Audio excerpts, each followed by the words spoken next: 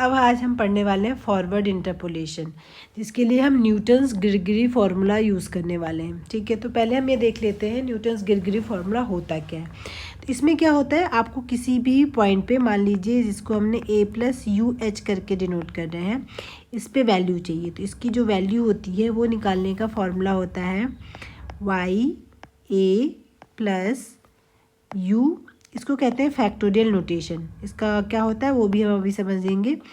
1 होता है forward YA plus, ये हो जाएगा आपके पास 2/2 forward square YA plus U factorial notation 3/3 forward 3YA plus dot last में आता है U factorial notation n divided by factorial n forward की पावर n YA। ठीक है, फैक्टोरियल और फैक्टोरियल नोटेशन दोनों ही अलग अलग चीज़ें हैं।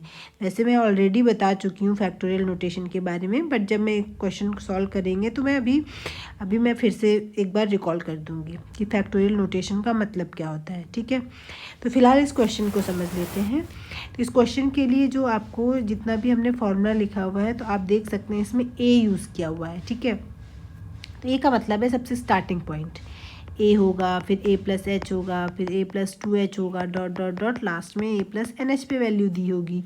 इन सब पे वैल्यू आपको गिवन होगी। आपको इनमें से ही कहीं पे बीच में A + UH पे वैल्यू निकालनी पड़ेगी और U की वैल्यू आप निकाल लेंगे। ठीक है, इसके बेसिस पे U निकाल लेंगे। अब U निकालने के बाद उसको इस फॉर्मूले में रख देंगे। और आपको पता है जब हम डिफरेंस टेबल बनाते हैं तो अगर आपको n+1 पॉइंट दिए हुए हैं तो आप n ऑर्डर तक के डिफरेंस निकाल सकते हैं और उसमें लास्ट तक बचता कौन है, पहले पॉइंट पे डिफरेंस वाला पॉइंट। ठीक है, तो इसी वजह से उस पर यूज़ किया हुआ है। अभी हम ये क्वेश्चन करेंगे तो आपको सब चीज़ें सही से क्लियर हो जाएंगी। ठीक है, फिलहाल हमने ये सब जो इसका बैकग्राउंड था वो हमने बता दिया है। अच्छा, फैक्टोरियल नोटेशन की अगर हम बात करें तो फैक्टोरियल नोटेशन का मतलब होता है अगर आप U को nth फैक्टोरियल नोटेशन निकालते हैं, किसी भी नंबर का U कुछ भी हो सकता है, तो ये होता है U × U-1 × U-2 dot U - n-1 तक।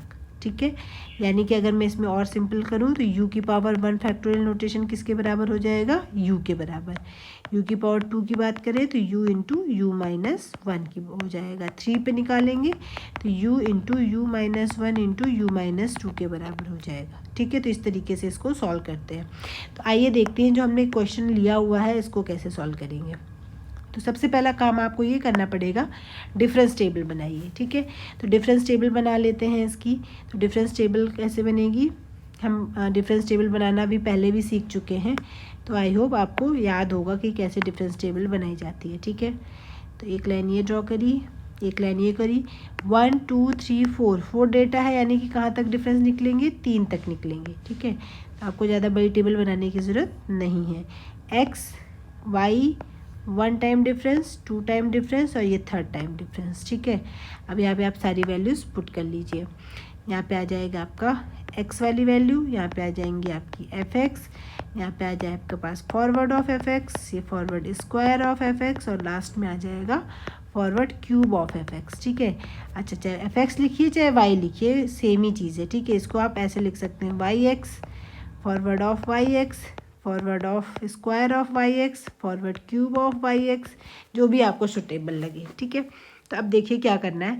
x लिख लीजिए, x आपके ये हो गए, आपका जो भी दिया हुआ है 1931, 1941, 1951, 1961। ठीक है, अपनी सुविधा के लिए मैं इसे 0 1 2 3 भी पढ़ सकते हैं। ठीक है, इसे कैलकुलेशन नहीं करनी है, बस अपनी सुविधा के लिए पढ़ रहा है कि ये पहला पॉइंट है, ये दूसरा, ये तीसरा, ये चौथा। इन पे वैल्यूज़ क्या दी हुई है, पॉपुलेशंस दी हुई है आपको, थाउजेंड्स में है। ठीक है, तो बस हम जो लिखा हुआ है वही नोट कर ले रहे हैं। 172, 171.7, 157.2, 183.9 ये दे दिया आपको। ठीक है, अब आपको क्या करना है, फॉरवर्ड निकालना है। तो फॉरवर्ड हम ऑलरेडी कर चुके हैं कि इसमें से इसको, नीचे वाले में से इसको सब्ट्रैक्ट करना होता है, तो हम डायरेक्ट वैल्यूज़ लिखने वाले हैं। तो ये वाली वैल्यू आ जाएगी -0.3, -14.5, 26.7। फिर सेकेंड टाइम के लिए इन दोनों को सब्ट्रैक्ट करना होता है। -14.2 ये हो जाएगा आपके पास 41.2 और लास्ट में इन दोनों को करना होता है तो ये हो जाएगा आपका 55.4। ठीक है। अगर मैं बात करूं तो ये जो पहली वैल्यू है ये हो जाएगी आपके पास फॉरवर्ड ऑफ वाई 1931 कह लीजिए, शॉर्ट में फॉरवर्ड ऑफ y0 कर लीजिए। ये हो जाएगा फॉरवर्ड स्क्वायर ऑफ y0, ये हो जाएगा फॉरवर्ड क्यूब ऑफ y0। ठीक है, आप ये कह सकते हैं। अब आप क्या करेंगे इसमें, यानी कि ये जो पहले वाले पे ही सारे फॉरवर्ड आपको यही 3 यूज़ करने हैं। ठीक है, अब निकाल लेते हैं, यहाँ पे u की वैल्यूज़ निकाल लेते हैं। ठीक है, तो सबसे पहले u की वैल्यू निकालने के लिए क्या करेंगे आप, देखिए आपको a कितना दिया हुआ है, a होता है सबसे स्टार्टिंग वाली वैल्यू, यानी कि 1931 आपका u हो गया। h क्या होता है, इनके बीच में गैप, मेरे ख्याल से 10-10 का गैप चल रहा है, तो h इक्वल टू हो जाएगा 10। अब आपको निकालनी कितने पे है वैल्यू, 1946 पे, तो ये जो पूरा टर्म है इसकी वैल्यू कितनी हो गई 1946 इज इक्वल टू a की वैल्यू हो गई 1931, h की वैल्यू हो गई 10 और u आपको निकालना है, तो इसको सॉल्व कर लीजिए। इसको सॉल्व करेंगे तो पहले इसको सब्ट्रैक्ट करेंगे, सब्ट्रैक्ट करने के बाद आपका आंसर आएगा 5 और 15 हो गया, तो यानी कि u की वैल्यू आ जाएगी 15/10, यानी कि 1.5 हो गई u की वैल्यू। चलिए अब फॉर्मूला बना लेते हैं। फॉर्मूला बनाएंगे तो आपका आंसर आ जाएगा f of 1946 is equal to, सबसे पहला क्या बनेगा, a को अब या तो 1931 लिखिए या फिर 0 लिख दीजिए। ठीक है, it's all up to you.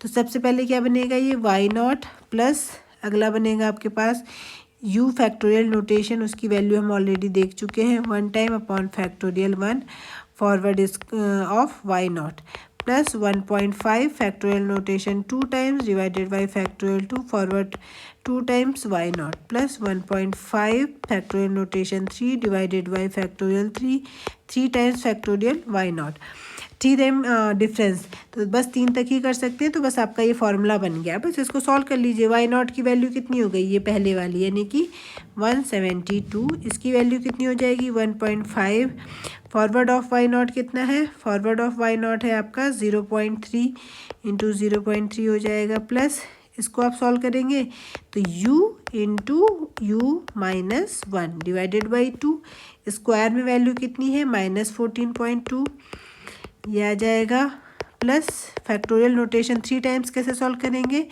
u into u minus 1 -2 divided by 6 हो जाएगा, 3 टाइम्स आप देखेंगे तो कितना है 55.4 है। ठीक है, बस इसको सॉल्व कर लीजिए कैलकुलेटर से। सॉल्व करने के बाद जो भी आपका आंसर आएगा 162.7625, मैंने डायरेक्ट आंसर लिखा है, तो ये हो जाएगा 1946 में इतनी पॉपुलेशन होगी या थी। ठीक है, आई होप आपको ये क्वेश्चन समझ में आया होगा।